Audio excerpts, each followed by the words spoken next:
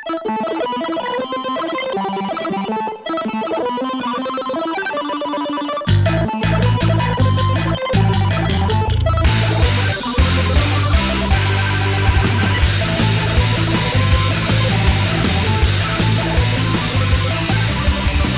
and welcome to another episode of Rolling 20. We are the show that traveled back in time to meet our younger selves, and all I remember is a swift punch to the skull. I am Jeremy. Steve. Jesse. Brandon. Remember, you can subscribe to this show and several others in the MSP library at missionstarpodcast.com. You can like us on Facebook, subscribe to us on iTunes, Stitcher, and Tumblr. Follow us on Twitter at the Rolling 20s. You can send us any fan mail, suggestions for the show, or hate mail at mspfreight@yahoo.com. The music you heard at the beginning of the show is by Machinae Supremacy. You can find more of their discography for free download at machinaesupremacy.com, as well as their latest couple of albums on amazon.com. We sit here after the end of San Diego Comic-Con 2016, and I do not ever recall being this busy before. Oh, yeah. it was pretty intense. Exhausting. Are you sure it was intense? Because I barely saw you come out of the room for 4 days. My feet hurt. Well, for the times that I did, it was still pretty intense.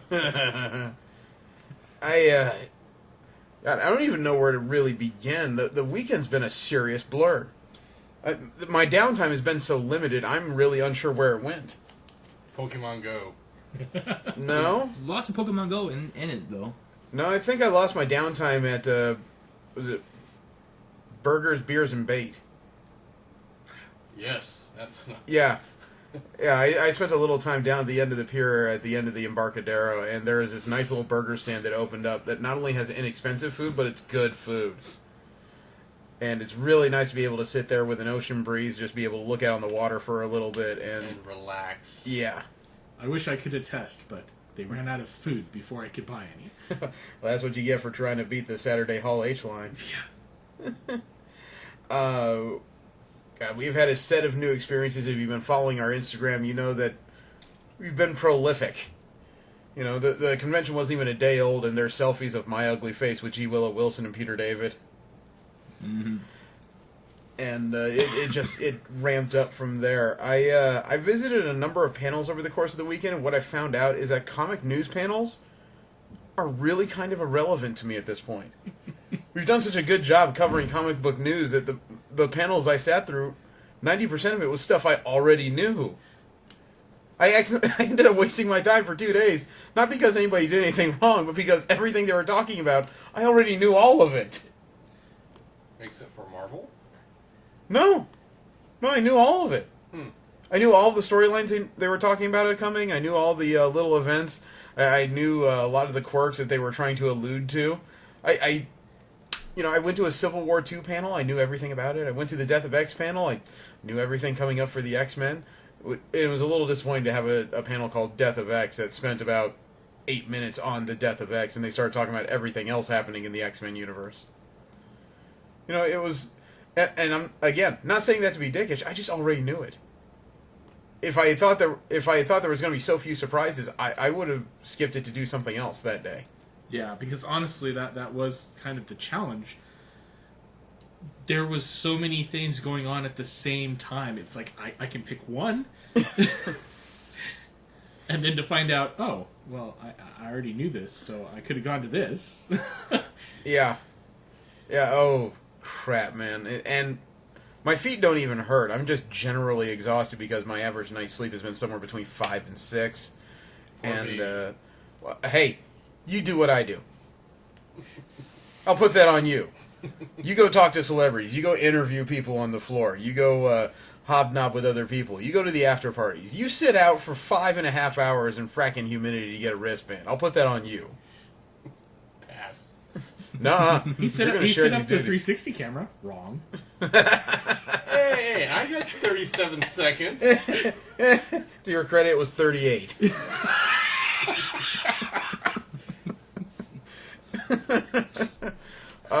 No, the first day really just it was like a hammer upside my skull, and again the panels were enjoyable. Listening to Peter David talk was a lot of fun. He's a very smart individual. He got an award at the very beginning that I'm still having trouble identifying. Probably one of the few things I do remember that outside of the splitting headache I had. I was enjoying it because as soon as he got it, he just said, "I don't have another bag to put this in. Can you get me a chain so I can wear it around my neck?" But he told some interesting stories about the creation of X Factor and several other things and his writing habits and what he's working on. He's mainly a novelist right now. Huh. I often tried to figure out why V seemed to know his name so well. It turns out he's written Star Trek books. Okay. And it's because of his books and his input to some of the bigwigs at Paramount that Hikaru Sulu has his first name. Really? Yeah. He's the one that came up with Hikaru. Yeah, they always called him Sulu during the series. They never really established his first name during the entire run of the original series, and well into the movies even. They just kept calling him Sulu whenever they would talk to Sulu, him. Yeah.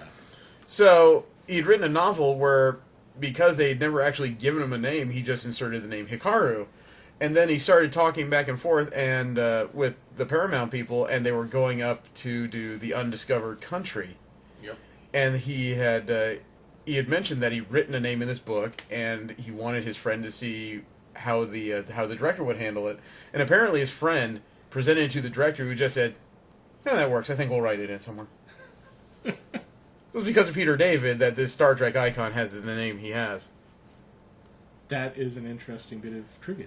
Oh, G. Will Wilson was just as fascinating the following hour. Mm-hmm. A white woman from Colorado moved to New Jersey and became a Muslim, while being an atheist during most of her young life. Huh. That does kind of explain how she came up with Kamala Khan. Actually, her life is like a political drama. She became Muslim. She learned the proper languages, went to Egypt, became a news consultant and reporter, was interviewing like heads of state and all this, and she was in Egypt during the fall of Hosni Mubarak. Uh-huh. You know, she was there during the Muslim Spring movements and all these tumultuous times recently for the peoples out there. Wow. Not to mention the fact that she's female. Yeah. Yeah, and she came back alive. I mean, That's shoot. pretty dangerous. So yeah, that's a testament. But she's not like super devout or anything. There was the occasional swear word that came out of her mouth, and she was funny, and she had the room lit up. She did very well. You know, and I think she was a little bit intimidated when I stopped just to thank her for the stories and asked her for a picture, because she's one of the few people who, even though I'm of normal, slightly below average height, she has to look considerably up to see me. You know, and I'm much wider than she is. So, that was a lot of fun. Then I remember being busy for a while before I went to the Death of X, which, again, was primarily just an X-Men panel. You know, half of it was a Q&A. Mm. And then from there I rushed over to Ballroom 20 so I could catch the Cage panel in Ballroom 20. Second biggest venue here. And it was a rollicking kind of thing because they brought out every major player coming up in the Cage series coming out September 30th. And they must have aired like 5 clips during the entirety of it. No context as to where it fits in the series or episodes, but, you know, characters wisecracking to each other. And I swear, the line of the afternoon was it one of the main villains, Copperhead, is talking to the other one. Her name is Mariah. She threw an ashtray at him, and he said, "That's my shit to break, Black Mariah." And she takes this menacing step forward and says, "You say that again, and I will cut your color-struck ass." Wow. You know, and I could see, like, everybody in my section kind of shift uncomfortably in their seat. Man, that hit something in the crowd. It was actually Viola Davis who said that. The lady who's playing, she's the one playing Amanda Waller in the Suicide Squad film next month. Oh. She's the one who's playing Black Mariah. Okay. And they brought out they brought out all the major players. They brought out Mike Coulter, who's playing Cage. They brought out the actor who's playing Copperhead. The lady who's playing Black Mariah. They brought out lady who's playing Misty Knight even. And what was it? One of the actors from Sons of Anarchy who's playing Shades. And all those names are deep in the Cage mythos, which means nobody's heard of them before. Except Pretty you. much. Only because I read Wikipedia, man. I'm a recent Cage fan. I'm not going to say that. I was there from the beginning, back when I was 3 years old and the comics were first coming out. No, that's bullcrap. Okay, hipster. That's utter bullcrap. What did you guys do on day one? I don't remember. It's all kind of mashed together. I mean, I was there with Peter David and G. Willow Wilson with you, but after that, Yeah, about 20 minutes into Peter David's panel, which was the first one in that room, I'm listening to his stories, and I admit I'm tired because, again, 2 days before the convention, my sleep was limited. I was just waking up at 4 in the morning for no reason. But as I'm sitting there listening, I hear this soft sound next to me, and it gets slowly louder over the course of 5 minutes, and I'm ignoring it as best I can until it turns into...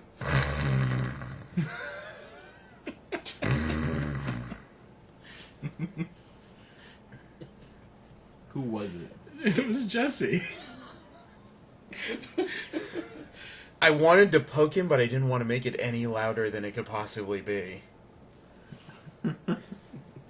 Fortunately, he came around on his own. Then he started doing that whole thing where he leans forward and you can watch him fall asleep and nearly headbutt the person in front of him. I'm sorry. The humidity here is just screwed with my head. This massive headache. I deal with one of two ways. Actually, no, I deal with one way. I go to sleep to sleep it away. Well, what do you remember of the G. Willow Wilson panel? That was the one you were excited for. Her stories in Colorado, Jersey, everything. It's like, I heard everything. Mm. I heard everything she said, and I tried very hard to hear everything. I tried to hear. I was focusing. Focus into the point he fell asleep. No, that was Peter David. You didn't come out very much. No, the first day I slept wrong somehow. My back was just Oh, wow. major league messed up. So We tried to go for the Voltron thing, but we kind of got there late after lunch. Well, not exactly late. It's just the room was already full by the time we got there, and the line must have been an additional 50% above capacity of room already. yeah. It I mean, was honestly, ugly. Thursday was I'll be honest. I as much as I wanted to see that panel, I'm glad. I'm not too disheartened that we missed it because we needed the food. Yeah. Yeah, at that point, lunch was really necessary. I'm trying to recall what else I did on Monday that was important. Please. Monday. Thursday. Well, Yeah, Monday's tomorrow. yes, I'm tired. Shut up. Thursday. Yes. Yeah, I don't recall what because I think I missed every other panel I wanted to go to. Mm. Yeah, the two that I could have made it to, I think we were eating through both of them. That's right. We went to, I think we tried to go to Lucky Lou's and ended up at Jolton Joe's that day. Yeah. Yeah. Yeah, Lucky Lou's is shut down. What happened? Such a bummer. No real explanation. We heard when we got there from one lady, I think it's closed for good, but there were still fixtures like all over the place. The kitchen looked fully intact. And as we went across the street to Jolton Joe's, which was fine food, just wasn't what we were looking for that day, Karen was poking around on her phone, and sure enough, she found reports that the place is just gone. No explanation at all. The lights are even on, but they're just closed. That's very similar to how the pennies have worn out. Just they just got up one day and said, "Oh, we're closing down." You know, financial trouble has to be. It's too bad. After 3 years, that was some really solid Chinese food. Yeah. Yeah. Well, not to mention if it was really that sudden, I feel for the employees. Yeah. I've heard so many restaurants down in San Diego just packing up and leaving, just closing down because they just can't cut it here. They don't get enough, you know, financially they just can't cut it because the pricing for renting the businesses are just so high here. Mm-hmm. You know, they have no rent regulations whatsoever here, so they jack up the prices and they can't afford it anymore. They bail out. Okay. Well, day 2 was slower, but it started earlier because I attempted to get in the Hasbro line and was cut off about 20 people ahead of me. Mm-hmm. Didn't stop me from getting through. Still managed to pick up items from the booth, so I'm okay with that. Yeah. Let's see, what happened on Friday? Friday was a little busier because, again, I reassessed my panel list, and it turns out half the new stuff I decided to skip because I already knew most of it. And I spent the latter half of the day shopping in the dealer's hall and clock watching because my afternoon shift was the shift for the Hall H Saturday wristband line. That was a new experience. I've never done that before. And What, waiting in line?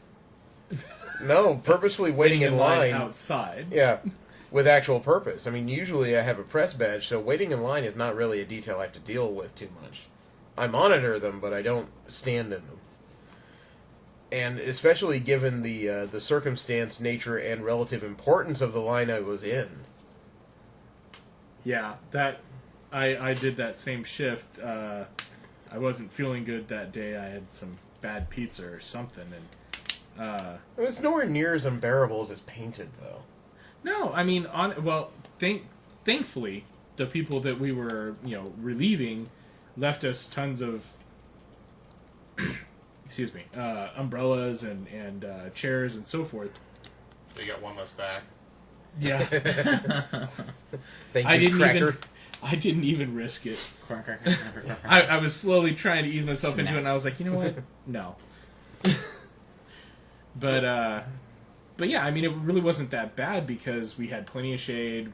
We were smart enough to bring water and everything, and the temperature really wasn't too bad on Friday. No. The temperatures were moderate, but the humidity was super high during the first half of the weekend. It broke a bit on Saturday, so it wasn't as bad. And today, really, it was pretty light. Today was compared... It's still one of those situations where you feel sticky after a few hours, but that was after a few hours. Wednesday, Thursday, and Friday, it was a case of I feel sticky within a few seconds. Yeah. Yeah. Yeah, Thursday was really bad for me because even just out wandering around as much as I did, which wasn't as much because I was, feeling it in my back. I got back to the hotel and I was just like, okay, I'm gonna have to peel this stuff off of me now. Was it Friday was actually a big day for me. I was just going to different panels. I missed all of them except for one. How did you go to different panels but miss all of them? Did you misguess the demand or the line? Or Well, the first panel was the Steven Universe panel. I missed that because I stood in line to get the vouchers to get into the autograph line. Okay. So the end of that bud up with the beginning of that panel. So I just kind of missed out on that one. Okay. So I catch the tail end of the My Little Pony one, which is whatever, done, next. I got tired, so I came back to the hotel for a bit just to take a little reprieve. And when I decided to come back, it's like I misguessed the time I was going to get back because of how far away we are. Mm. So I missed, what panel was that one? Well, whatever panel it was, I missed it. The only panel I managed to get to go to was the Killing Joke panel, which I thought I was going to miss as well. But So did we, honestly. By the Yeah. time you left, we thought you were screwed. Because you left us in our spot in line by 7:30, and we just kind of looked at each other and said, that's going to be high demand. He's not going to make it. I got in there. And Middle or back? back, but they had 4 screens set up. Oh, I know. It's Ballroom 20. Second biggest venue here. I really thought you weren't going to make it inside. I didn't think I was either, but it was moving along. It's like, the line got massively longer after when I started to look back. It's like, all right. Okay. But I watched it, and it's like I had the same problem with it I did with the comic we read. It was kind of rushed, and mind you, the movie's only 75 minutes long. Seems awfully short for all the hype they put into it. Well, that's them adding an additional story to the beginning as a kind of a catalyst to the actual Killing Joke story. Not my speed. Yeah. You know, the afternoon in the Hall H line was nowhere near as bad as it could have been, but there was a little bit of a kerfuffle when they actually started to hand out the wristbands, because there was a disagreement as to where the true Hall H line for wristbands was. Right. Or at least our portion of it. Yeah, I'm not going to get into the meat of that because that's more of a Conover type item than here. I mean, it got resolved. We got wristbands just fine. And I woke up... I didn't even wake up early. We were part of a We were part of a wristband line, a segment of which stayed in line overnight to hold our place. And I got up just in time, really, to take a short shower, change clothes, and head out. And I probably got there about 20 minutes before the cutoff. before they wouldn't allow people to come back to their safe spots. Well, supposedly. Yeah. out. Yeah, there was plenty of people who were re-merging in the line after that, but it's hard to tell because they allow you to take like bathroom and coffee breaks. Mm. And the whole experience really wasn't that bad. I got into, well, Brandon and I both got into Hall H for the entirety of Saturday, which is the big marquee panels. Saw the presentation by DC and Warner Brothers. Had a panel after that for the 50th anniversary of Star Trek that had Scott Bakula, Michael Dorn, Brent Spiner, Jerry Shatner. Ryan, and William Shatner. Moderated by the head of CBS. And the guy's heart is in the right place. He seems to be a real Star Trek fan, but he's a goofy dude. Yeah, he is. You know, he even dressed like somebody who was made fun of in middle school. Wow. Yeah, when I saw him come on stage, I'm like, is that really that? Is that really the head of CBS? He looks like a '60s Batman villain got away. Yeah, he does. Brian Fuller, that's him. Yeah, that's him. He may not be the head of CBS. I may have that wrong, but it's one of those names I know is heavily associated with Star Trek on the production side, but that's all I'm really aware of. No, but after that was the Aliens movie 31st anniversary panel. You know, Sigourney Weaver, Sean Bean, Bill Paxton, all out there telling stories. Paul Reiser was there too. He played the villain Burke in the movie. Oh, okay. Weaselly little dude who kept trying to steal an alien. And they had the young lady who played Newt on the stage, who at this point is still very young compared to the others by a good, 15 years. She's a 4th grade teacher now. Right. She's only ever done one movie in her life. And that was Aliens. Yeah. Apparently acting was just not something she wanted to do or ever really pictured herself doing. Right. Well, I mean, I had no idea, but apparently Kevin Smith interviewed her for IMDb. Yeah. He did. And most of the stories she told him, she told the rest of us in Hall H during that day, so I wasn't surprised by it. I was just kind of staring at it going, wow, she still looks a lot like that kid I remember. The thing is, too, is that I was not shocked, but when she said that I'd rather hang with my friends than act, I totally agree with that. Yeah. Honestly, being a kid actor is very difficult. I was about to say, you act like you're enjoying yourself right now, so... Yeah. But after that was the Women in Entertainment panel, and they had a lot of women from various eras of sci-fi. You know, Ming-Na Wen from Agents of S.H.I.E.L.D., Lucy Lawless was on stage. One of the actresses from Game of Thrones was out there. Melissa Benoist from Supergirl was there. You know, it ran the gamut of women in current and past sci-fi. Mm. And it was interesting to listen to them tell their stories. It was moderated by a lady from Entertainment Weekly. There was another panel. I don't remember precisely what that was about. The one right after that? Yeah. Was it the women's the women one? The women in Kick-Ass that's the Women or one something that- like that? No, we just discussed Okay. the Kick-Ass Women. There's one other after that, but I one don't after remember what that was. Which is the one that got you the wands? That That was the Warner Brothers That was the panel. Warner Bros. Oh, okay. That was the Warner Bros. DC panel at the very beginning. And the day ended with the Marvel panel. Well, no, actually, there was another panel after that, but Yeah. that's a whole different story. The Warner Brothers panel, in my opinion, it had the right properties, but it wasn't the right presentation. See, not long after they showed the symbols, they moved these curtains on either side of the main screen, and probably 3/4 of the hall, all of the walls were panoramic movie screens.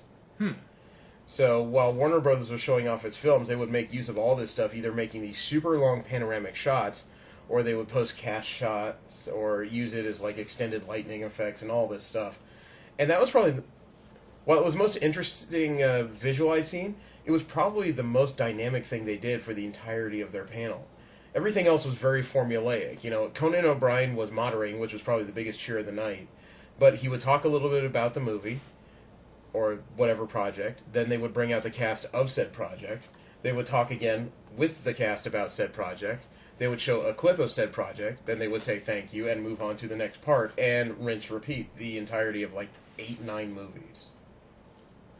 Well, they certainly had a lot to get through with what you're saying, so... Well, let me put it a different way. They brought out the directors of like all the current DC stuff and had them talk about their various properties, which was somewhat interesting, but not necessarily what the crowd came to see. Mm. You know, the only interesting part about that was that they introduced the director of Wonder Woman first. She got a nice pop. Then they introduced Zack Snyder, who got less of a pop. But as I'm clapping, just letting him have his moment, suddenly 30 people behind me started going, boo! Boo! Wow. It's like, whoa! I mean, I know I make fun of Zack Snyder, but for frick's sake, it's a panel. Yeah. Not to mention the fact that, I came out there for him to impress me. I wanted him to show me something. yeah, it's kind of like, crapping in somebody else's house, you Pretty know? much, yeah. It's more like upper decking in someone else's house. However you want to put it, it's not, it wasn't necessary. No, it was really rude. It doesn't matter how much you hate the guy. Give him at least some respect. He's Yeah. And he's let's up face it- there. Let's face it, no amount of bullying is going to change the fact he's still involved. True. Exactly. Yeah, but then they brought out the cast and director of Wonder Woman. They showed the first trailer there, which was somewhat interesting. Although there was some items going on that were very physics bending, and I started to get worried because several parts of the action I noticed that Zack Snyder's speed up, slow down thing was happening. I'm starting to worry that his influence got a little too far into this project. Yeah, I don't know. But then they brought out the Justice League and they played this extended group. I wouldn't call it a trailer, just extended group of clips, all strung together with music. Mhm. And some of it was interesting, some of it seemed a little cliche. But the thing that really bothered me was, before they got to the clip, they introduced every single member of the Justice League, actor by name, brought them all out. All 6 were standing there. Mhm. They stood on stage. Conan said something. They took a group picture. They showed the clip, and then they were gone. The second year in a row I've heard that they brought out the entirety of the Justice League, and not one of them said anything. They didn't even have microphones. No. They didn't even bother giving them anything. They didn't give them name placards, didn't have them even sit down at the table. They all stood behind their respective chairs, and that's all they did. You know, Jason Momoa looked very relaxed in a straw hat with a beer in his hand, but that's about... That was about as wild as the whole thing got. I wonder if they had other, I don't know they what... had somewhere else to be, or, any other kind of... Conan spent a long time talking, but none of them really said a word. It was like, what's the point of bringing them out if all Conan had to do was talk? Yeah. It's like Ezra Miller talked more later because of another movie that was not DC related he was in the panel. Huh. The star of The Flash had nothing to really say about The Flash during the DC section. I don't remember which project he was out there for, but he talked a lot during another project. Even changed his clothes, like mid-panel, between the Justice League appearance, I guess you could say, and the thing he was talking about later. I suppose that is a bit disappointing. I wonder if they were allowed to say anything. I think they are still filming, are they not? Yeah, they're still very much in filming. But that didn't stop a lot of the other movies from talking or showing something. Yeah, I Like mean- that. There was one movie that they were filming for what, 10 days? What was that? Was it the Spider-Man movie? Yeah, They just started filming and they were already able to show something. Hmm. I mean, there's no excuse. yeah. They showed off other properties that Warner Brothers was coming out with. Kong Skull Island with Tom Hiddleston in it. You know, you can imagine people were freaking out that Loki was there on stage. Hmm. Charlie Hunnam was out for the new King Arthur movie. A little on the fence on that one.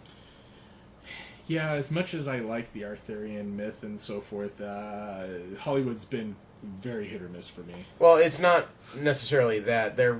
This seems to be a primarily English production that's been financed through Warner Brothers, and they're trying to retell the story of King Arthur. They always, as Hunnam put it, they always tell the story of the noble man who has a noble quest trying to put together the noble kingdom.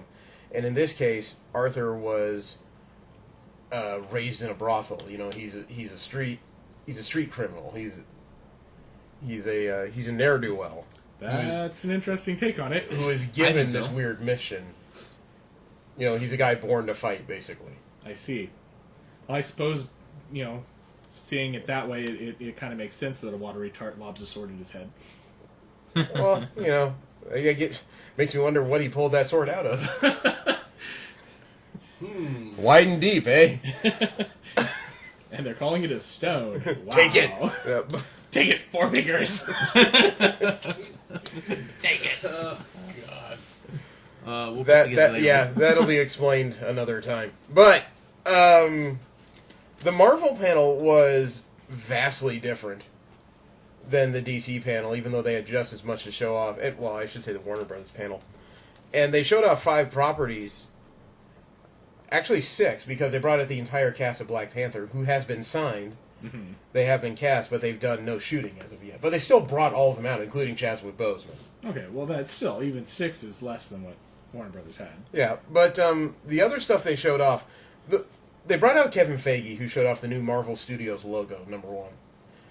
And I will say that they did a good job of keeping everyone on their toes, because certain parts of the panel, Feige would start talking, and then he'd get interrupted by something or someone.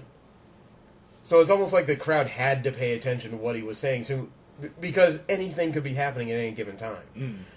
In the middle of the panel, he was just talking about the next great Marvel property they were planning to do, and before he even really got out the words, all of a sudden there was this thrumming sound, and the screens turned blue, just this bright blue. The lights on the stage went out all of a sudden. The curtains in front of the panoramic screen opened about a quarter of the way. And then there was this dry ice fog that started to drop from the ceiling.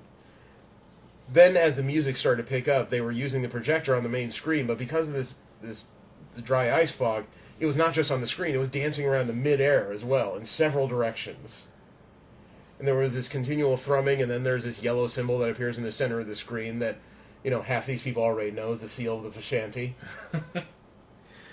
And then there's this boom. The stage is flooded with white, and there's Cumberbatch by himself. Normal clothes. He's not dressed up or anything. But that got the crowd on their feet screaming. To the point where twice, he couldn't even get the first syllable out of his mouth because he was just flustered by the people yelling at him. It took a while, but they introduced the rest of the main cast of Doctor Strange out there on stage. They had a short Q&A. They didn't just play the second trailer, the one that's already been released online. They played a good 5-minute clip. At least. Of Strange's first encounter with the Ancient One that had at least 2 major misdirections in it at the very beginning. And then they even played another extended clip of his first encounter with Wong. Now, Wong is not the manservant in this story. They describe Wong more as the mystical drill sergeant. Okay. It's his job to teach Strange all the basics he needs to know if he's going to live. And I don't remember the exact wording because I was laughing too much when, I think, was it Wong just snatches a book out of his hand. He's in the library, he's taking a book that's way too advanced for him. And he tells him that the penalty for removing books without permission is death. And he says, what happens if they're just late? Or there's some kind of fees, maybe a mangling or something.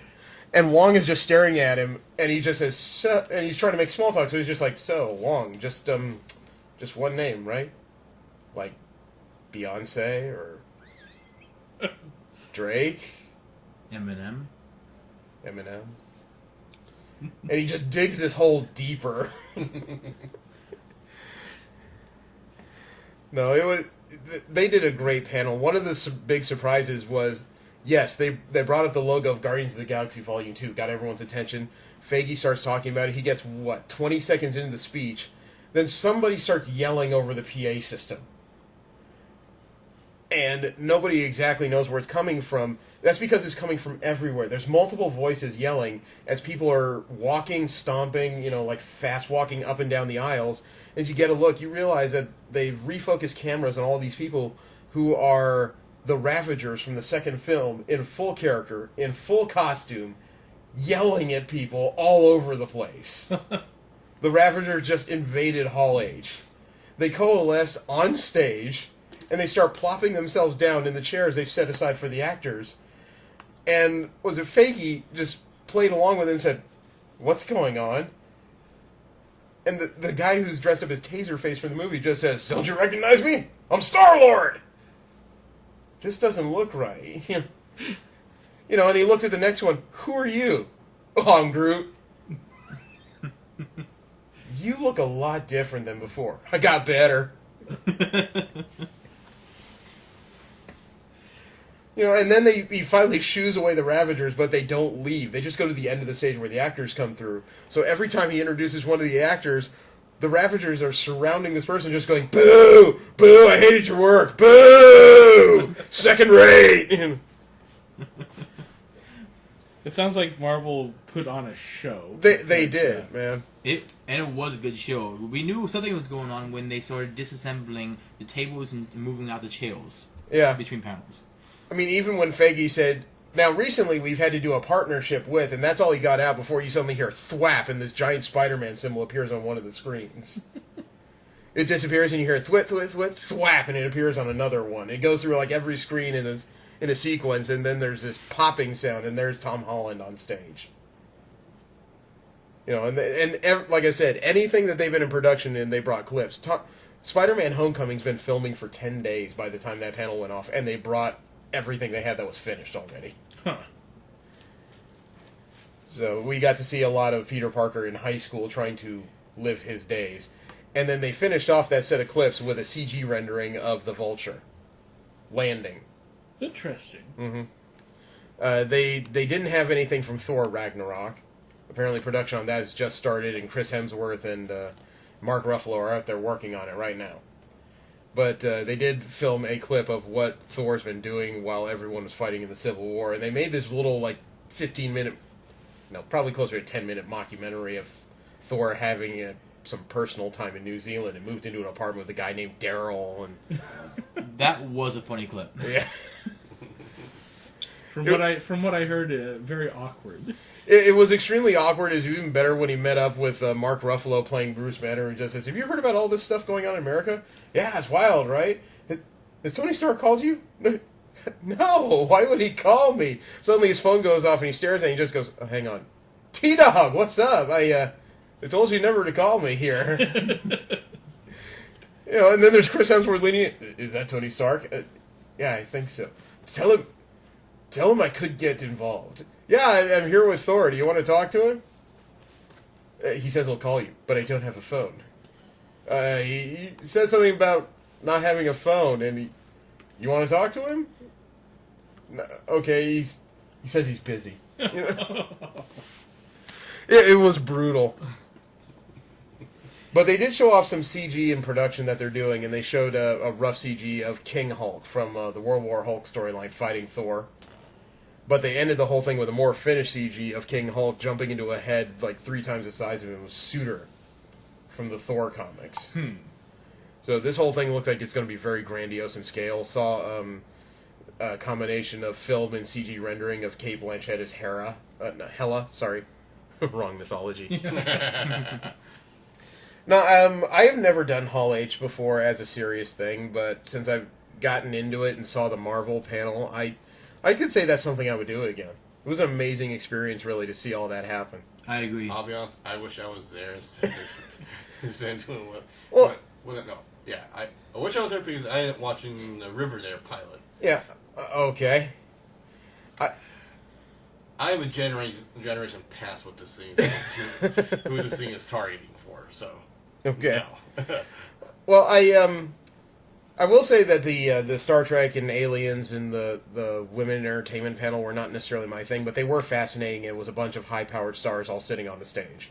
No denying that in the least. I went primarily for the Warner Brothers and Marvel panels, and even though I wasn't necessarily happy with the Warner panel, the two did not technically disappoint. It was the experience I expected it to be.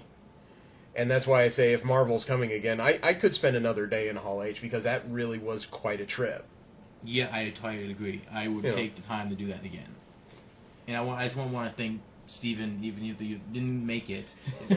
Thank you for setting in line because I would not have been able to do that. No problem. I mean, it was my own fault. I didn't wake up. And it's the funny thing is, I wouldn't have woke up either if it wasn't for someone taking a phone call at 6 a.m. in the morning. Yeah, Karen was like, yeah, I woke up, but Jeremy dropped his camera on my foot. And I was like, well, no one dropped their camera on my foot. It's because we've learned every time we poke you, we end up waiting half an hour for you to get up. And Yeah. I had to go. Yeah. So, no, but finished the evening with Kevin Smith's panel afterwards, and it was really sweet because Marvel actually made moves to keep people in their seats for his panel. Instead of forcing people out for a Surprise concert, concert. they actually kept people in their seats by giving away hats with the new Marvel Studios logo to everybody who stayed in their seats. And they were giving them out while his panel was starting. Well, I think the amusing anecdote for that would be the fact that, it wasn't Marvel's fault last year. It was Star Wars. Yeah, But apparently it's the still lady that was Marvel in charge Yeah.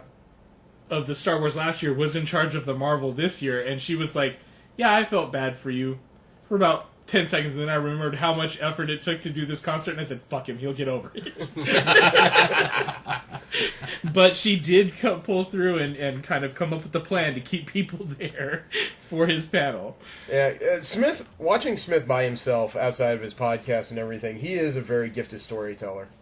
He really knows how to weave a yarn and make it sound interesting. He told the story about a story I've heard 3 times before about how he got involved with the Flash TV show and how that's opened doors. But he added a new section to it I'd never heard before. He took Jason Mewes because Mewes is a big friend of his and a big fan of all of the CW shows. Mm-hmm. And one of the things he got after he got the script was he saw a part for a character called Jay. And so what he decided was he was going to play a prank. He showed it to Jason Mewes and just said, "Look, dude, we wrote this section of the show just for you. We wrote you a part." And he just said, "Oh, fuck it, that's awesome. Oh, what kind of character arc am I going to have? Is it going to be a recurring thing?" And apparently Mewes was so over the moon about this whole thing, he couldn't even extend the joke. He just said, "No, I'm fucking with you." And that's when Mewes apparently started to actually cry, which he doesn't do often, and said, "How could you fucking do that, man? That's cruel." Slammed the door in his face because they were already out in Calgary for the shooting and wouldn't speak to him. So a couple days later, Smith gets a phone call from the Warner executives running the CW, and he just says, "Hey, how's it going?" He says, "Yeah, we wanted to talk to you about the script." "Oh, is there a problem?" "No, there's no problem. We understood you brought this man, Jason Mewes, with you?" "Yeah. Well, we heard he was a fan, so what we did was we wrote him a little part in the script for a character named Jay." Oh, no! So Smith has to go back hat in hand and try to undo this joke. Because it wasn't a joke. It wasn't a joke. He cried again. Oh, it was messed up, man. And not to mention, he also got him at the very end of the last scene of the episode in a mask in the crowd. Yeah, he's in a full mask surrounded by other villains aligned with Zoom. But Smith says you'll be able to pick him out pretty easily because even though he's got this full mask, while they're chanting "Our world," he's the only guy in the crowd doing a Jersey fist pump. Hall H, it lives up to the hype, man. It really needs to be experienced once in your Comic-Con lifetime. I mean, try next year. Yeah, Sunday was kind of cleanup day. I didn't visit any extra panels. It was just trying to finish all my last-minute business. I stopped by Celestial Comics and talked to Jay Lee for a few minutes. The artist who's worked on, like, Transformers, Marvel books, DC books, the guy's Dark Tower books. Yeah. He's prolific. And he was drawing while I was talking to him because he was just that busy. But it's not like he ignored me. He was really... He's a clever but kind of a quiet guy. And he was actually working on a Robin sketch, a Damian Wayne Robin sketch. He already had the pencils out, but he was doing the inks himself in paintbrush. I would like to see what that looks like finished. Oh, it was insane just to watch it because I could even see when he was dabbing it just to put a spot in the page, and then he was spreading it out with a brush, and it looked clean, like he was doing it in least Sharpies. He's well practiced with his brush. I was watching him fill in the middle of the R symbol. I'm looking at that going, I would have effed this up 4 different times already. And he's still answering questions lucidly. This is Jeremy standing here in the middle of the hall at the San Diego Comic-Con at the Celestial Comics booth. and I am here with comics mainstay Jay Lee. How are you doing so far? Good. Thank you for asking. It's a pleasure to talk to you. I actually read some of your Transformers comics in the day, and I wanted to know, is it hard to draw expressiveness in characters when a lot of them don't even have a half a face comparatively? Yeah, that's why body language is really important. Fortunately, with the Transformers, they do have eyes, a nose, and a mouth. So I was able to portray more emotions than you would think that you were capable of with robots. I understand that. Thankfully, I'm old enough to remember back when the days of bad cell shading and everything. Yeah. I'm watching you right now work on a sketch of, it looks like the Tim Drake Robin, or is that Damien? Damien. Damien, okay. And you're inking it yourself, but you're not inking it in pen, you're doing it in paintbrush. Have you always done it this way? Yeah, these days I ink primarily with a brush. I like the fluid lines that it has, like the artwork stays organic, and it's fun to do. That is amazing. Out of your career so far, which character has been the most fun for you to draw? They're all fun. I don't really have any particular favorites when it comes to drawing characters. Oh yeah, I'm not asking you for you to limit your job opportunities or anything. It comes down to the story. If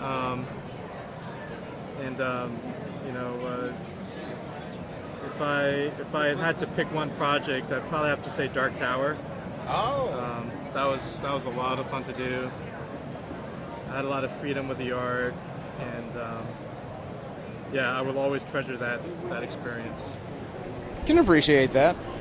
And you've actually had a very long history with multiple companies. You work with Marvel, DC, and Wildstorm. A little bit, if I remember correctly, of IDW. No, I've never done anything. Not IDW. Okay. Sorry, there's a little bit of a gap in the memory. It's been a very long weekend. Oh yeah. This is the first weekend in a while where I've averaged about 5 hours per night of sleep. What future appearances are you making? Let's see. I'll be doing Boston Comic Con in August. Stockton Con, Stockton, California in August. All right. And Grand Rapids. And Long Beach. Oh, nice. I'm headed out to Long Beach myself. Are you doing commissions while at site, or does somebody need to go to a website to find it? Yeah, they can just contact me through my email address, which is on my website. Okay, and that's jlee.com? jleeart.com. jleeart.com. Yes. Put out last year. All right, so everybody be sure to look it up. Thank you very much for your time. Said it's not a second printing of the first one. Thank I know it's chaotic here, right? I know, and unfortunately... Wow. So the man can multitask. But, did you guys get anything interesting? Because I actually managed to make it to the Hasbro booth, and I picked up more Magic, the Gathering exclusives. Yeah, I did that on Saturday when they said to go first come, first serve. Yeah. I looked out and just kind of strolled into the line. I was kind of thinking about getting one of the exclusives, but I spent the money elsewhere. But the one thing that I was really looking forward to was Ben Dunn's panel, and I felt so bummed because I missed it because I wasn't feeling good after that bad pizza. Mm-hmm. So I went and I saw the sketch that he ended up doing for you.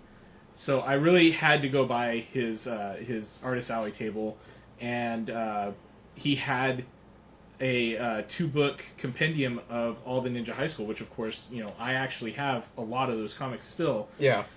But I was like, okay, this is all like redone in a kind of a novel book format and everything. And he wasn't actually there. He was out buying a new marker. But I was talking to the lady that was sitting. I'm assuming it's his wife. I believe so. And she was just like, oh yeah, if you get both of these books, then he'll even put a sketch in it and sign it for you. I was just like, sold. Yeah, I posted a picture of Instagram of the sketch he did, and I don't know if he understood what exactly I was asking for. Not saying he did anything wrong, because I asked for one of his original characters, Azrael, from Ninja High School in the book, but he charged me $40, and what he gave me I think he way gave me more too than much. $40. I quite frankly, I Have you seen it? No. Brandon is actually astonished here. He doesn't know what I'm talking about. Yes. Sorry if normally Think about a $40 sketch commission. yeah. Well, Look at I've this. heard about the sketches, but I've not seen any yet. So. Okay, so I walked the floor just because I bought this sketchbook. I only had one sketch in it before Comic-Con. Right now I have 3. Yeah, you were showing me about that yesterday. Yeah. So Ben Dunn wasn't on my list of people I was looking for sketches from, but he was right up front, and his he had a sign that said sketches $40. So I'm like, okay, that's easy, and it even said on the sign any character you want. So I picked one of his just because I wanted to be able to easily identify it. Yeah. I paid the $40, and to give you an example, I'm going to show him something I paid $40 for about 6-7 months ago by Jim Chung of a picture of Psylocke, which is, about what you expect for $40. That Yeah. usually costs you a I headshot. remember Yeah. that. Yeah. So Ben Dunn for $40 gave me this. Wow. I picked up the book the following day, and he just says, "Here you go." And I'm like, "Oh, thanks." And I flip it open, I'm like, "Holy crap! That is like the Walmart of sketches." I don't even consider that a sketch. No, Yeah, me neither. it's a full blown drawing. I mean, he inked the whole damn thing too, and you can see some of the pencil marks he left in it. Yeah, I seriously thought about going down and having my own done, but I was just like, it's the last day of the con. I don't know if he's gonna be there. I'm gonna go meet my brother. We're gonna do some stuff. You know what? I I'm am just literally hoping speechless. that he'll be at another convention, and then I'm totally getting one done. I mean, it's not even like it's a comic book appropriate sketch for what he did in his days of Ninja High School. This is a full blown drawing of like more detail than I've seen him use, frankly. Yeah. Yeah. This is like It's a beyond even portrait. the Marvel Mangaverse. It's a you know? portrait. It's just And because it was so cheap, I managed to, get another sketch of like Freefall from Gen 13 from Terry Dodson, which is just cake at that point. Maybe he was so happy you asked him for one of his characters that he went a little bit overboard. That might have been it. It also might have been the fact of him just, when I found his table, I gushed a little bit. I'm just like, Ben Dunn, man, I've been reading your stuff since high school. You are awesome. And I wasn't even trying to vamp or gush him or anything. I went a little fanboy and just kind of let my flag out a little bit. Yeah. So I when I got that back, I had to take a picture of him holding it up just because I was sure nobody would believe that it's just, this is a drawing I requested. Yeah. I lost my crap for a few minutes. I think for me, my pricing I got from this con are the signatures from the creator as well as the main voice cast of Steven Universe Nice. on one of my posters I got from some website from actually Bleedman. He actually made that poster. right. Well, did anyone pick up any unusual objects? Because I picked up Furry Death. Right, yeah. we were actually joking about you defending yourself. I'm not Actually- defending it. I picked up Furry Death. Well, I think they need an explanation. What is Furry Death? Oh, I went to Factory Entertainment and they had an exclusive. It's the second set of 3 plushies of the baby direwolves picked up in the very first episode of Game of Thrones. What? Because I paid an extra $5, I got an extra one in the same size of Ghost, Jon Snow's direwolf. So, I saw that. I'm just like, oh, that's so adorable, and they could kill you so many ways.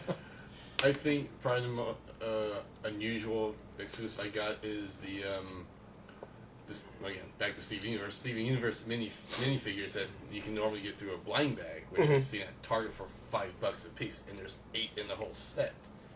I got the whole all 8 for $30. Yeah, I was kind of surprised how many exclusives were still around by Sunday. I picked up my Magic the Gathering stuff on Sunday about an hour before they were gone. Entirely. I just missed out on the Mattel stuff today. I wanted the Star Wars 3-car set, the Trench Run set. Turns out I missed that by about 15 minutes because I was busy trying to set something else up in another part of the hall. Yeah, you have no They idea. ran out while I was in line. No. As you were walking, I saw this guy with a sold out. So I was like, I wonder what he's gonna do with that. Then I was like, oh, Star Wars Church Runs. I was like, oh, that's what he was doing. Yep. So I literally ran out because of my own devices. Yeah. Well, that's the exclusive experience sometimes. Yeah. So Hot Wheels and Star Wars, that's a double whammy of collectors right there. You know, Yeah, from what I understand, the Hasbro Star Wars stuff was gone like. I don't know, there was Kylo Ren, but They- Kylo Ren was still available. When yeah, they we left. replenish each day, but Sunday they ran out hardcore. You know, they didn't have any replenishments. Actually, the thing that went the fastest was the Soundwave tablet, the transforming tablet. Yeah. That surprises the Well, hell no, out no. of me. Here's the reason why. This is the only other way to get in the U.S. Even still, it just takes me back to watching the movie Big, where they make the Transformer that turns into a skyscraper. What do you do with a skyscraper? Same thing you generally do with a tablet: knock it over and watch it shatter. It's like, okay, I suppose you could make the same thing. Okay, Soundwave is a tape cassette. You know, what do you do with the tape cassette? But even still, I was like, a tablet, really? Not even like a jet or a car? I really thought hard about getting it. It's like, no. My fingers are too wide to deal with something that thin. No way. The exhibit hall floor kind of surprised me because even though it's got the same sections year after year, I've noticed that walking around from aisle to aisle, even within the same sections, you can find really different stuff at different tables. Yeah, I mean, they had like a lot of the books and novel-wise books and stuff like that were kind of over in their same little section. Artist Alley, of course, segregated and so forth. But yeah, I mean, Well, it's like just wandering the entire convention, though, you would find pockets of things where you're just like, what is this doing? Well, a good example would be the small anime section, the anime specialized section in the exhibit hall. And you know how it is in most anime cons. If you get through a quarter of the hall, you've pretty much seen 90% of what's in all of it, really. Yeah. There's a lot of repetition, a lot of overlap. Down here, even with the amount of booths they had, there was very little overlap, even in the anime goods. Yeah, everybody kind of had their own little niche, and it was... Yeah, it's like there was one booth that was really big on DVD sales. There was another one that was really big on Gundam stuff. A couple that were huge in Robotech stuff. Yeah. One throwback booth. I mean, from aisle to aisle, I kept finding sellers that had not completely different, but at least half their wares was something you couldn't find in any other booth there. So you really had to shop around everywhere to make sure you weren't missing something. Yeah. You know, even as many Funko booths as there was a ton of them. There was. All of them had their different exclusives, niches, you know, quantities of stuff, and you had to search each and every one of those to find whatever the frick you were looking for. And that's amazing, because even with that hard target search, you're very likely to find it. Yeah. I have to say, since I've been so out of it as far as like buying anything at conventions lately, just haven't had the free money to spend, I realized how out of practice I've gotten.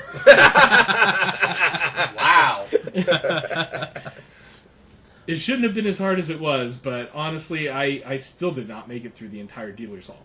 No, this is the first time I've been to a convention where I've not explored the entirety of a dealer's hall. Mm. And I did it for the last 2 years with less time. I couldn't do it this year. You know, the crowding really wasn't as bad as it's been in past years Yeah, either. no, yeah. It wasn't great to move around. It's always crowded in there, but it was still better than it has been somehow. Yes. Yeah, the days that I've been able to get in has always been Sunday, so I don't know really how to compare it other than to Sunday, but I have to say, my personal experience, it was horrible trying to get through. Now, I think some of that was due to the fact that I was traveling with your wife and your daughter, so it was kind of a group rather than just me by myself, and, you know, your wife has a cane, and that was making things interesting. But there was several instances where I had to stop and kind of wait for them to catch up because somebody kicked a cane out from underneath a handicapped person. Mm. I mean, seriously, guys. Not to mention, I have to say it, Pokemon Go in a convention sucks. Because Yes. I don't know how many times I had to stop and move around a group of people standing in the middle of the fucking aisle hunting Pokemon. But then again, it does happen anyway. Yeah. True. And I found a lot of Psyducks. You know what? I found a lot of Geodudes. Welcome to Southern California. Yeah. Actually, no. There we got an interesting story about that of it involved the fire marshal. Oh.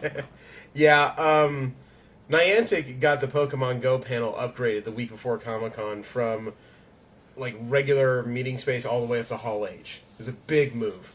But Jesse and I were on our way to just sit down for a little bit and relax in the convention center because, again, we're staying a distance from the convention center this time around. You know, once we're there, we're there. There really isn't much of a way to back up. So as we traveled upstairs, there was a lot of people sitting on the floor, like enough of them where they were in this huge clump that was at least 12 feet out from the wall. There was that many people just sitting, and I didn't understand what was happening. So we just went and charged our phones. We came back, and it expanded again. It must have been about 18 feet out. And it was getting uncomfortable. Mm-hmm. I told Jesse, this is very Jonestown. And we went downstairs. So we did some business, and we were going to use the upstairs to cut across the hall because, of course, the last day of the convention, everyone's in the exhibit hall trying to buy last-minute items and all this stuff. You know, goodness knows he and I were. And when we tried to go back upstairs to the same point, we were told we couldn't. And one of the people tells us very nicely, there's too many people upstairs, they got to clear them out. And we're just like, okay, so we just cut through the lobby instead, which was still comparatively better. As we're waiting on the bus to come back here, our final shuttle at like 2 in the afternoon, the lady who's monitoring the shuttles gets on and is nice enough to tell us that there is a problem because supposedly they released a rare Pokemon during the Niantic panel in Hall H. What? So that's why those people were up there. They were sitting above Hall H hoping to catch whatever was coming, which we found out later was utter bullcrap because Niantic didn't release shit during that convention. But it was still a bunch of people playing Pokemon Go up there, which still got the Fire Marshal involved. From what I read online, there was rumors that they were going to be releasing a legendary Pokemon right in the middle of Hall H at 2:30 p.m. Yeah. Okay? Wow, right as we're about to leave. Yeah, yeah. But there's no confirmation that actually did happen. I would expect... It's been 6 hours since then. I would expect we would have heard something if they actually did it. Yeah, so, no. Then again, I haven't actually read up. I just heard some. No, my phone would have blown up. Yeah, I would expect that's not true simply because there would have been a stampede of people trying to get through that door. Yeah. I guess it could fall under the tag of like con exclusive, but otherwise I think that would just be really unfair. It would be. Maybe, but it would be the first Leroy Jenkins of Pokemon Go, really. Yeah. Although I have to say that they did release a Pokemon that is only available in Australia. It's the kangaroo looking one. You can only get it if you're in Australia. I don't know dick about that. Yeah, me neither. Yeah, me either. Me neither. I still like downtown San Diego as a venue, though. There are so many places to get to if you go a few blocks in any direction, whether it be food or entertainment or whatever you're looking for. And it's an entertaining place while everything is going on. The business is hardcore throw themselves into Comic-Con with full fervor. Yeah. And, I mean, granted, they want our money, which is what any business wants, really. But they go the extra mile and have their people dress up in weird costumes, special promotions, and all this stuff to draw just a few dollars out of this huge festival going on in their city. Just celebrate with the rest of them. I don't think it's celebration. I think it's just money. But that's the way to do it, is because nerds are self-aggrandizing people. We like to feel more important than we actually are. And often that only comes because we spend more money on our hobbies per capita than a lot of other people do in general. So I give them credit. It's not like they're doing bad, and it's not like they're sitting there going, hey, I got a whore for you for $35. They're actually just doing usual business, just with a special twist, trying to draw in the crowds. Right. And a lot of the people, really are fans, so they're happy to see people there too, because it's like, well, you know what, they're working, but at the same time, they can still have their little moments of interaction with the people that are attending. Yeah. Yeah, and I like the hotel here, too. We stayed at the Hilton Harbor Island, quite a distance from the convention center, about 4 miles away. The shuttle ride, the shuttles are still sponsored by NBC, and they're still well-run. Mm-hmm. Don't misunderstand me, but a 30-minute shuttle ride, when you're trying to work a schedule, is freaking murder. Yeah, I mean, honestly, if it weren't for the distance, though, I really have enjoyed this hotel, other than the fact that my phone keeps trying to tell me I'm in Mexico. But say habla español. More like, hey, please set your time zone to Guatemala or Mexico City. But They're going to build a wall around your phone.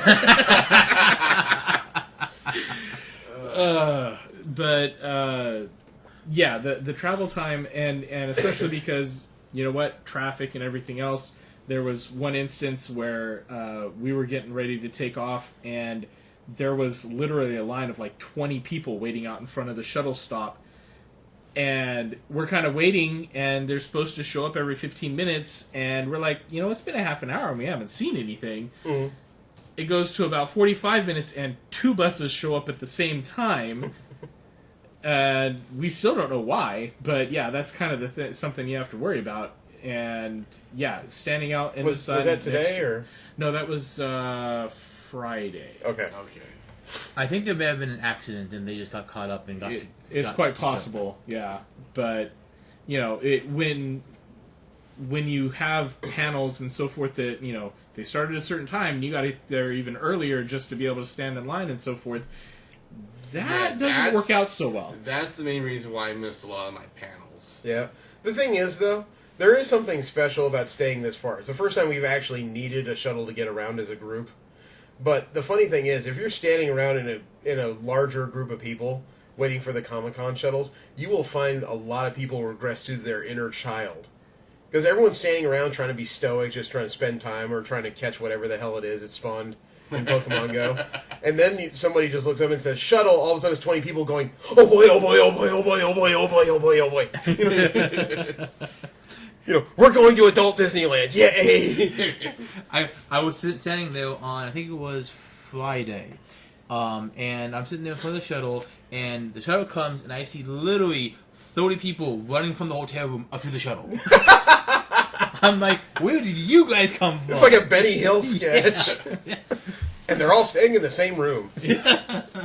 But being out this far, yeah, no, it's got a view here. I mean, Oh, it's beautiful, man. From our hotel room. Yeah, we have a view over the naval base in the harbor, just directly out of our sliding glass window on the balcony. And every room has a balcony. Yeah. Not a huge, like, look, it's a patio, we can throw a party. No, it's big enough for a couple people to actually sit and... relax. Well, sit in a position that didn't involve them squeezing their knees up to their chin. You know, it's not like this hotel mini balcony where somebody said, we need to make this smaller so people don't throw themselves off it.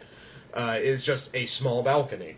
Yeah, this view just reminds me back when I was living in Marina, which is 6 miles away from Monterey, so I was very close to the coast at that point. Mhm. It's something I really miss. Yeah, it's a groovy view. It really is. It's better than last year because last year I was staring at the marina and watching planes land. Yeah. You know, but this time I'm staring out over the naval base and I have this wide view and occasionally I'm watching DC-10s land and helicopters. Yeah. Okay, Although there was ships. a lot. Yeah. There were Apparently a I need to lot of rethink my boats. definition of good and bad, I guess. I will love say- the view. I will say it was very impressive on Saturday when the weather kind of broke.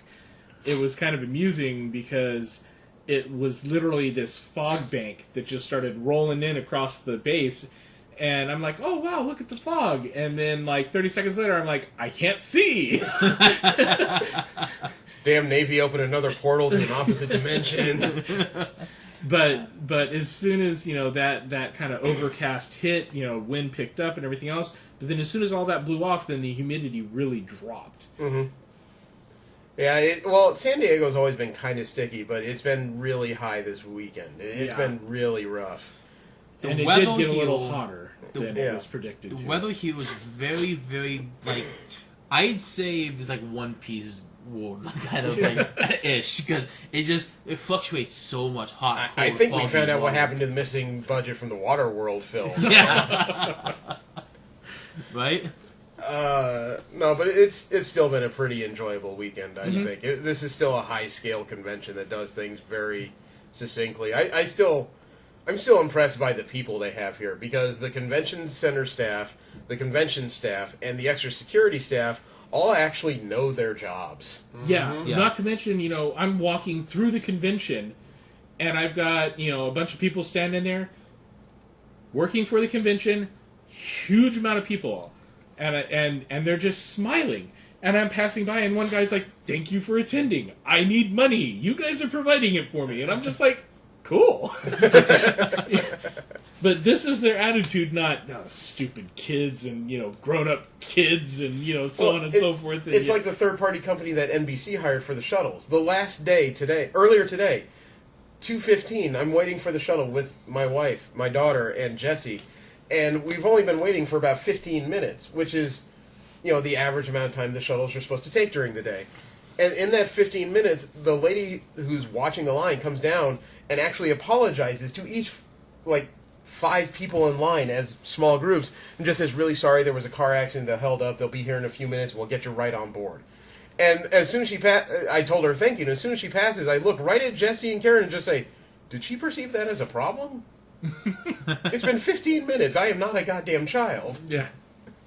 And I didn't mean that to be denigrating. It's just I appreciate the fact that they're keeping us updated, but still, we've only been waiting 15 minutes. There is no reason to soccer riot as of yet. Yeah.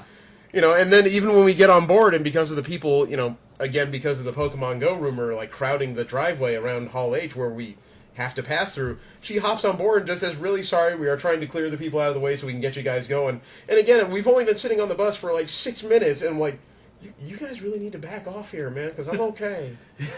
All right. The only thing I need is to take this damn set of magic cards and get them out of Jesse's backpack before I have a fit. That's all I need. But I don't know. You're getting too much information. I always just appreciate we're getting information. Yeah. Well, yeah.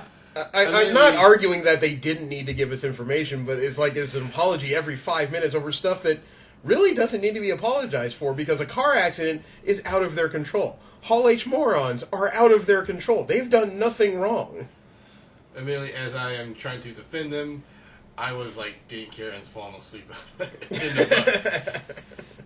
In It's like- comparison to previous years, though, I didn't see that much of a difference between the staff. The staff's always been great here. No, yes. Oh, yeah. It's very consistent. It's always unbelievable how nice they treat you when they see 130,000 people. I mean, goodness knows, the staff at the Anime Expo half the time make it feel like you're not wanted, even though there's, they say, 100,000 people. I'm still somewhat skeptical at that number.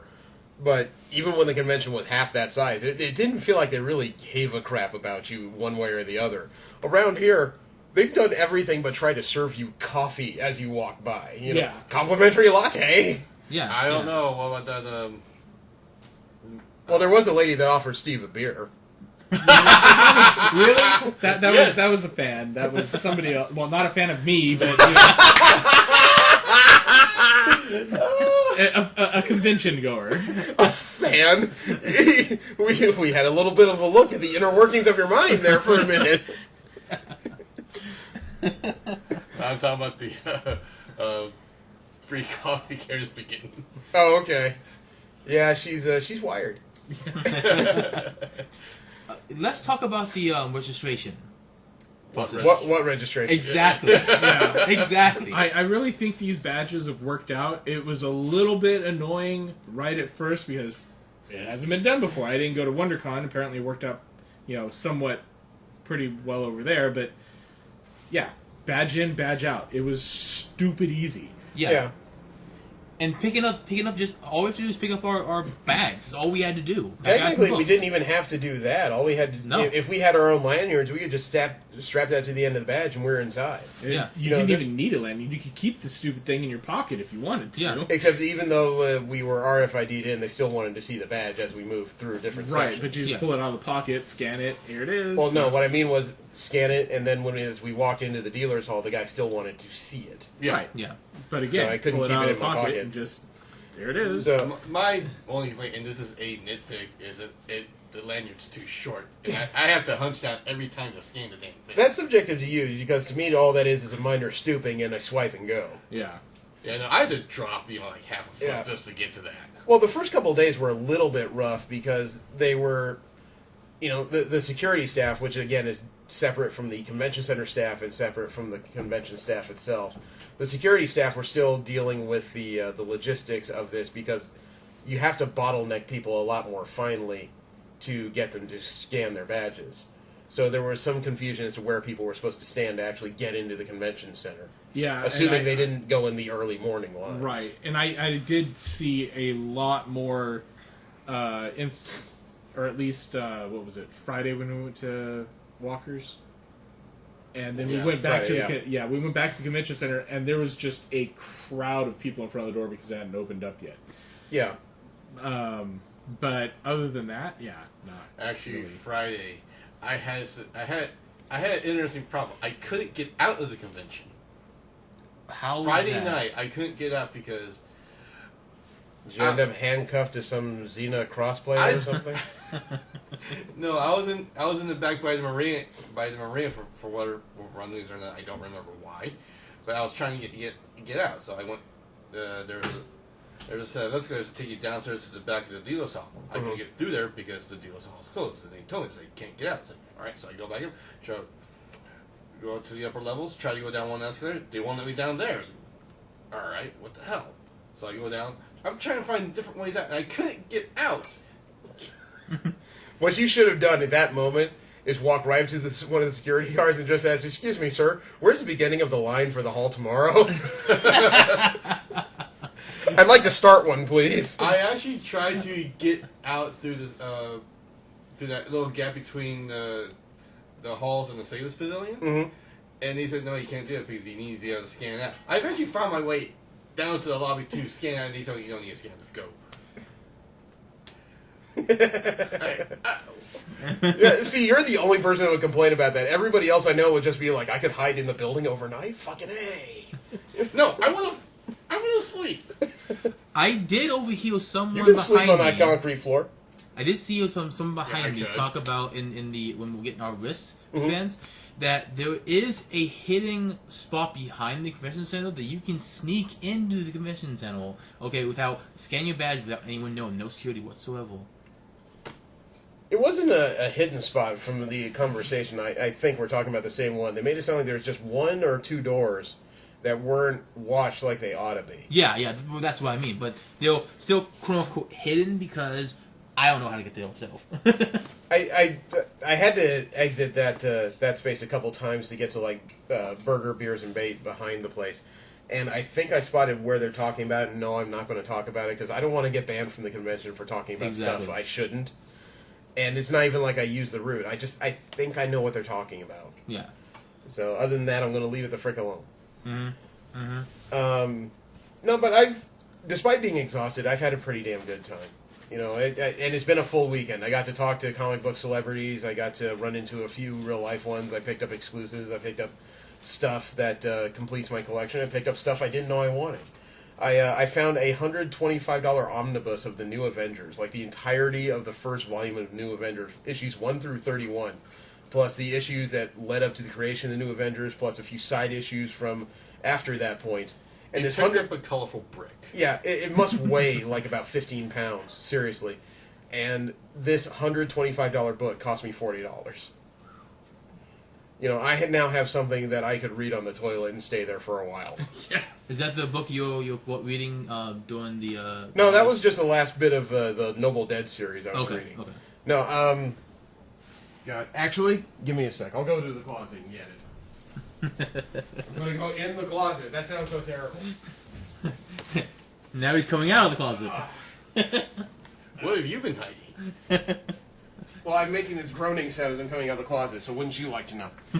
Now, I mean, you can see this book. This is a thick damn book. Wow. Just entirely of the New Avengers, and it is a total of about 37, maybe 40 issues worth of content. In comparison, it's about the size of my fist. Hold out your hands. No, hold out your hands. Feel this weight.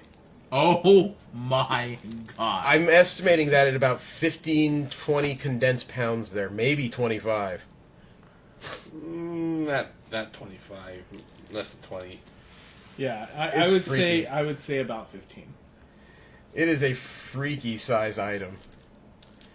And it's one of those things that after I bought it, I'm like, great, I've got it. Do I want to open it? That Not until you get home. thickness though is the size of my freaking fist. Yeah, it's scary. And it says there in big bold letters, "The New Avengers." That is a spine you could read at a distance. Yeah.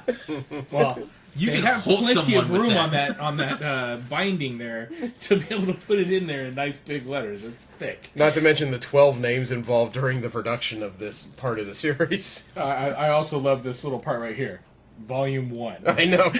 I've never heard of another volume, probably because most people haven't finished the first volume yet. But no, it's been fun, and we talked to Celestial Comics a little bit. They've been partnering with us for a few things. They had us out at Great American Comic Con for panels, and They scared you. they invited us out for the second set and for me to host more panels. And Jesse sends me a text while I'm in the middle of Hall H, and he just says, "Okay, I finished the work at Celestial. Okay, great. By the way, what? Howard Chaykin says he wants another shot at you."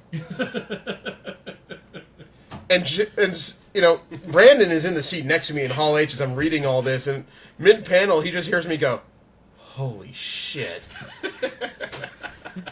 I look just- at I'm sorry, I look at it you sounds- with what is wrong? No, Howard Chaykin is he's a challenging interview, and apparently he had fun, and he specifically requested me to run his next panel.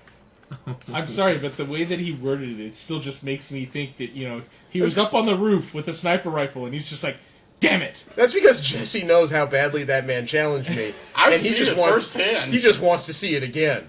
Yes. So he purposefully stirred that pot by putting the text in that format. He said later, after I ran into him, he said, "Yeah, Howard Chaykin said he had." Or Chandler Rice, the owner of Celestial, said that Howard Chaykin had a lot of fun with you and wanted you to host his panel again. Then why did you phrase it like this? And I flipped my phone. Just 'cause. Oh wow! And it took me a while to get that phone back after I force-fed it to him. But it's been about 80 minutes. I think that's enough footage where people will be satisfied, and we can't reveal everything we did because there's a con over. True. And that's Anthony's job. That's his bread and butter. And if I take over that bit of business too, he's not going to have anything left to do. So, I think it's safe to call it there because we painted broad strokes and we'll fill in the fine details with Anthony because he's going to have 20 questions. Yep. Especially after all the crap I put up on his Instagram on Saturday. Oh man, my phone just kept blowing up. But Well- you know what? He still deserves a little bit of grief because, you know what? Premature registration. Yeah, he avoided it this year. Well, he That's only did. because he didn't attend. Yeah, exactly. Now, And he used the condom this time. We love you, Anthony. with that bombshell, Yeah, it's like it's almost 11, I think, and rest is needed because all of us have significant drives to get to where we need to go, with the exception of Mr. Train here. yes, We all hate you. being able just living in San Diego, man.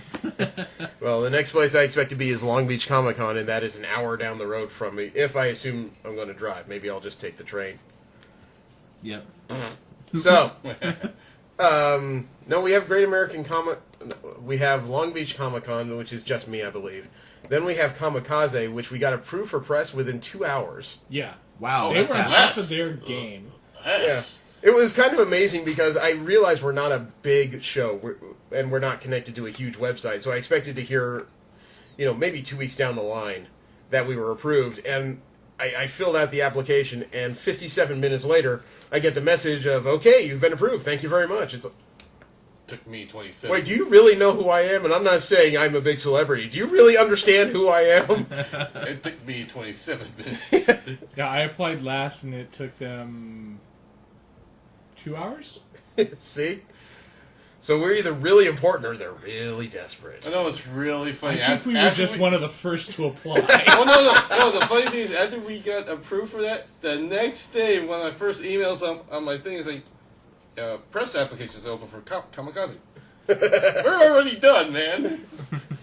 Yeah, but after Kamikaze, we've got Great American Comic Con, which is where I get to pee myself all over again. And then we are not staffing anymore, but we're going to be at Anime Los Angeles in the end of January. What happened with the Stefan? That incident last year kind of pushed you off? That combined with just we had a conversation amongst ourselves, and we're not as big anime fans as we used to be, so we determined that we're going to back off anime convention attending ourselves, but because of the work, we still earned a free badge that we're just going to make use of. Yeah.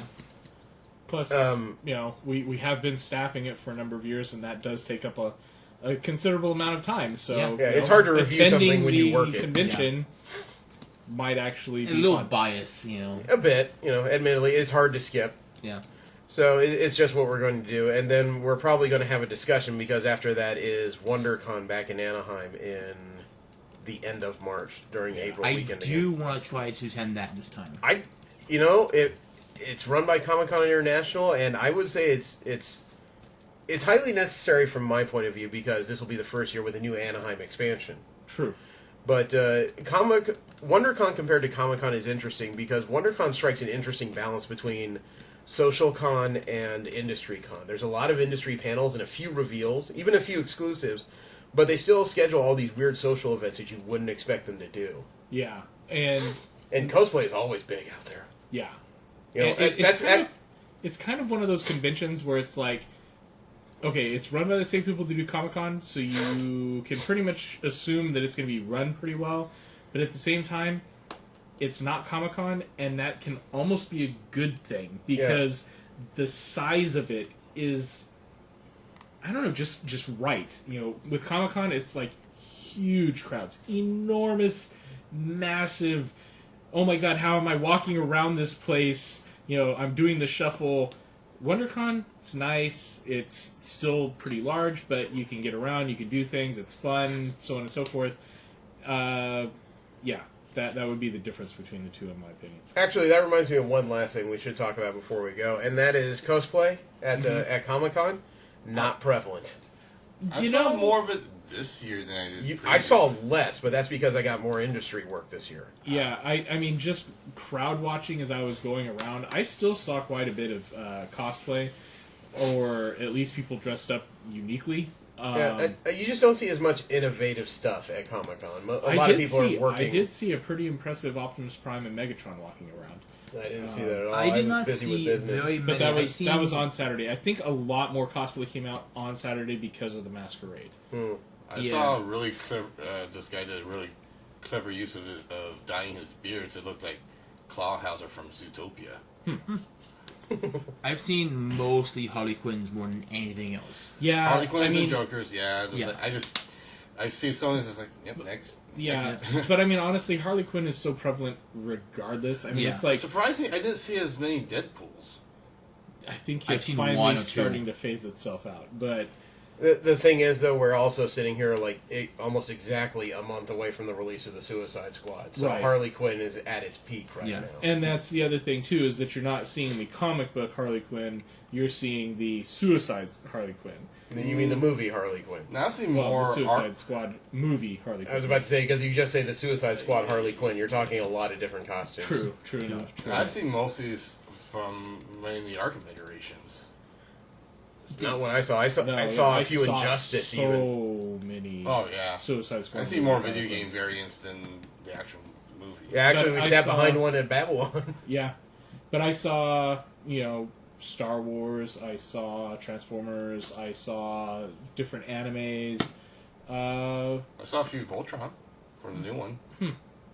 Didn't recognize any of those. But yeah, I mean, it just. I guess if you're looking for it, you see it. But yeah, it's not as prevalent as like an anime convention or some of the smaller conventions. But I think that has a bit to do with just the weather here too.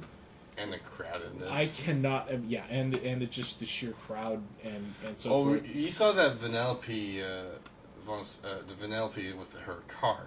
Nope. No? Oh, I saw it. Yeah. Then again, heat does not really stop cosplayers if they really want to. No, I think it's more the humidity. I mean, I can see some people in their costumes, and I'm just like, they have to feel like they're swimming because of how wet it's got to be inside that thing. There was one lady I saw in the middle of everything. She was dressed up as the Scarlett Johansson version of the Black Widow. And she took off her wig just complaining that there was rivulets of something running down the back of her neck. Which was almost ironic because she was a short redhead underneath this long red wig. And I just kind of stared at it, just going, okay, so now you're Frank Miller Black Widow. Just let it go. I mean, you know. But, yeah. I don't know. I think this because it's more of an industry convention. It's a trade show. It's It's a straight-up not- trade show. Let's not fool ourselves. It has convention in the title, but this is meant for industry to advertise to fans, and Right. which they do with aplomb here. So, as far as, yes, they do have a masquerade, which is, I think, why more cosplayers come out on Saturday, but it's more, if you're interested in representing the character that you like and so forth, then yes, you're going to dress up and you're going to do that kind of thing, but it's probably because it's not as required. Yeah. No, I mean, whereas Anime Expo has tried to move into trade show, but really doesn't seem to have much of a clue as to where it sits, let alone the fans will ignore a lot of industry panels. You know, the fans over here at Comic-Con, they are seeking the industry panels. They're Right. looking for that next great reveal, exclusive, or potential handout during a panel. You know, goodness knows the Warner Brothers panel gave me plastic wands. I think they're resin. I don't want to get into that again. Plastic wands, and Marvel gave us a hat, so that Yeah. I'm happy. Free swag. So I think we will leave it there because, again, we have to leave some stuff for Anthony. Yeah. He's going to ask a ton of questions. Thank you very much for tuning in. We had a discussion, actually, as to what we're going to do, and we actually have about a month's worth of plans. The next show after this, we are going to read the Warren Ellis run of Stormwatch. Yeah. It was critically acclaimed back in its day. It was in the 90s. It was one of the few teams that was Justice League-like without completely copying it. And I look forward to seeing how it holds up after nearly, 2 decades? Yeah. It's been a long time since that came out, but it was very very politically and socially motivated at the time. It spoke to a lot of people. I expect it to hold up better than Wetworks. God, that was painful. Golden Symbiote Vampire Hunters just sounded so interesting when they came out with it. You know what, though? I still really like the concept, but yeah, the actual writing and everything else is just, it didn't hold. Not one person on that team could keep a shirt. But after that, I had a discussion with Steve, and there's 2 other books to read as things come out, because we discussed doing a run of, I believe, the Suicide Squad. Right. Because the movie's coming, around the corner. and there's all kinds of comic books. We just need to decide which volume to look at. And then after that, we're going to read the current run, probably 5 or 6 issues of Power Man and Iron Fist, because the Cage series comes out at the end of September. And then we may want to look into doing some Doctor Strange. Oh, damn it. You just had to ask. So we invite you to tune in next week. It'll be the Warren Ellis Stormwatch. Thank you very much. Have a great one. I am Jeremy. Steve? Jesse. Brandon. Don't jerk and drive. Enjoy. So did you catch your squirrel yet? While driving. Well, he got 2 of Don't them. poke and drive.